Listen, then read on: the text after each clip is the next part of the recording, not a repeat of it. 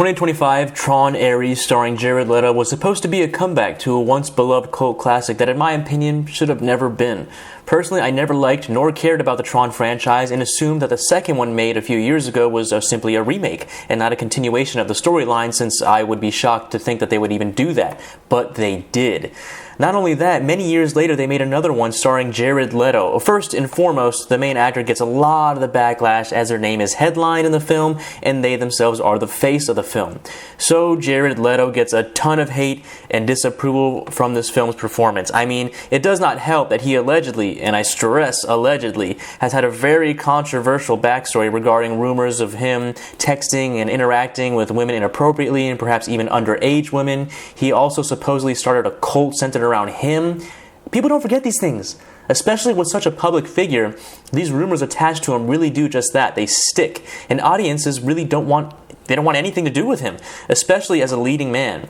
Now, he could possibly revive his career in doing things that made him stand out in the first place, being served a big bowl of humble soup and work as a supporting actor and not the main face lead, at least for a few years. I mean, that's my best bet, that he'd be, supporting roles or starring roles in very small-scale indie films with compelling stories and hone his acting skills to perhaps one day come back with something. Besides that, the writing of the film was boring, it was uninspired. For most other reviewers, either amateur or professional, they cared more about the film's dang score than the film itself. I mean, the score is important. It's not the biggest thing for me, so when I heard people praise that above all else, I thought that was personally pretty funny. Other than that, the film was way too expensive. I mean, why make a film like this? More especially, why make it so expensive? Why make it at all? Most studios need to understand that general audiences in this economy scrap film viewings first and foremost. We prioritize our bills. Studios should go back to making small budget films with great writing and character work instead of these big bombastic action/superhero movies that offer all the glam and no guts to show real human development or relatable stories.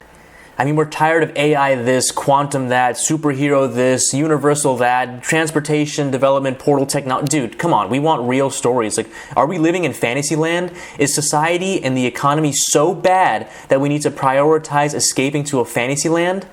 What happened about showing real struggle? What happened about having relatability to the character? What happened about having a good time in the cinema? Sure, action movies can provide that, but with the way they've been right now, I'm not really having a good time. I really don't want to watch superhero movies anymore because it's more of the same that I've always seen, and it's starting to really get to me. Now, of course, I digress. This is not a superhero movie, but it is in line with, sci-fi action type deal that really just falls flat, doesn't really make anything like that, and I gotta say, this film really sucked. I really don't recommend you watch it. It also had very little to no marketing. I saw that from a lot of comments and just from general social media platforms. Like, people genuinely weren't even aware that this film was made or let alone released in a timely fashion. So this film really isn't going to do well.